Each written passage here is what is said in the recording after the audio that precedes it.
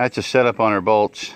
We get the big washer down here on the end. I know it's a carriage bolt. You generally don't use it with a washer, but we don't want it pulling through the wood, and it's not going to spin on us. We can always grab the threads when we tighten down the nut. Okay, before you take a look at that, see if you can see that right there. Let it go for a second. All right, run it up in there, Tim. So you see what we did right there? We just put that pipe clamp on that board and gave it a little twist to line that bolt up in the hole. Because it's real important that you get these guys in there good and snug. Okay, so we drilled the top with a 1/4-inch pilot bit, and then we ran the 1/2-inch bit, and then we ran the bottom like that till we went through the wood and the metal. And don't forget to dip that tip in the actual grease when you're running it through the metal, so you don't burn that drill bit up. Okay, so we told you about these torch blades. So we've got all these bolts in through these 4x4s and through the braces. Now what we're going to do is we're going to cut it about 1/8 of an inch higher than this, and then we'll take a ball peen hammer and round it over so that it doesn't back off. So about right there.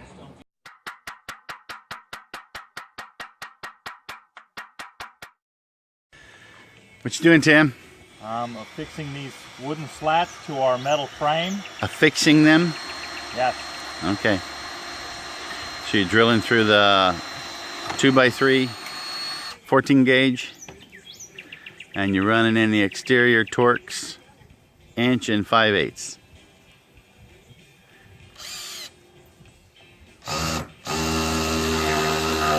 Just like butter.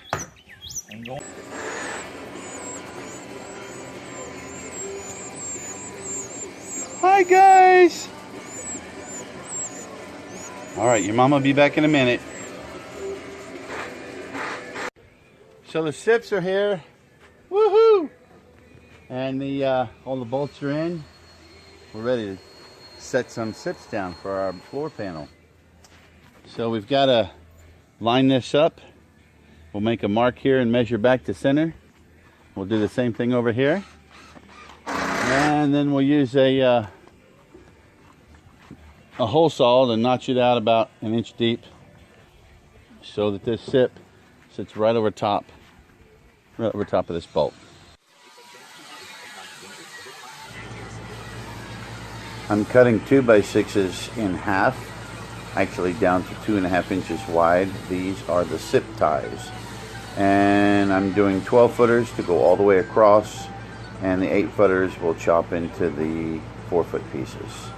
It's real important to have those sip ties go all the way across the frame and make sure there's not any boards with any big ugly knots in them. You want this to be really tight because it's a major part of your strength.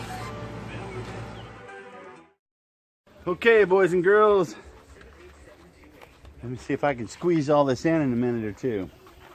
You see that beautiful bead he's putting on that foam edge? He holds the bottle perpendicular at the top and he just drags it along. You want it to drip down. You don't want full coverage because that stuff expands.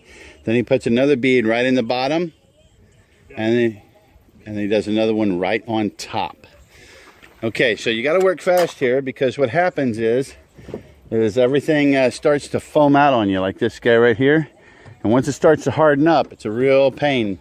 You have to wait the next day and scrape it down. I'm using the NP1.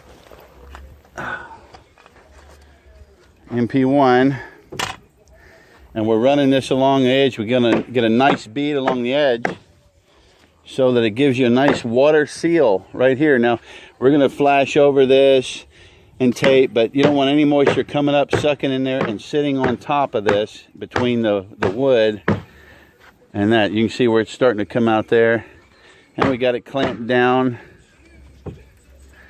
Let's clamp it down a little better.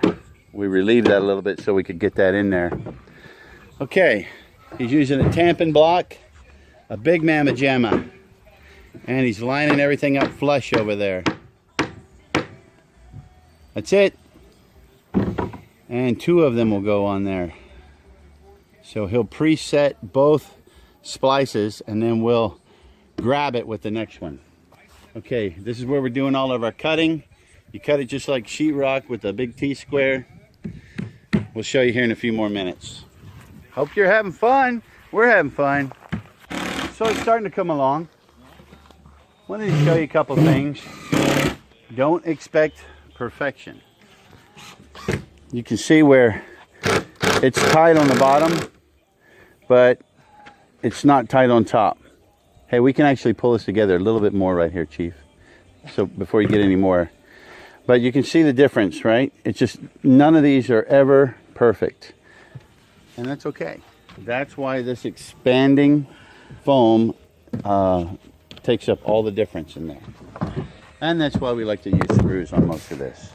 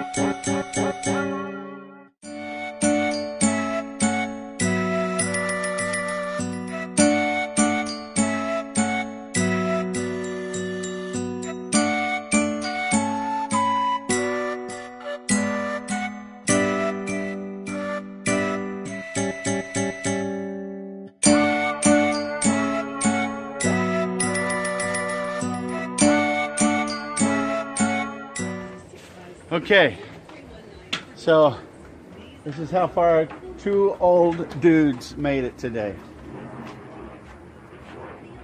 I think we'd have finished out this whole floor, but the problem is this one board right here. You see the one that is missing right here that we're gonna have to clean this up. That baby, we gave it a name. It's right here. This is Papa, because Papa spanked our heinies. So it just wouldn't go in. The lips kept rolling on us, and the glue beat us. And so it was everything we could do just to pull it apart, and we'll just have to clean it up tomorrow and start over on that part tomorrow. But look at this, sips on floors. Isn't that cool? This is what two old dudes can do in a day. We have the floor framed, insulated, waterproofed, and nearly finished. The only thing we'll have to do after this is a couple more screws and then put your flooring on. That's why we love sips on floors.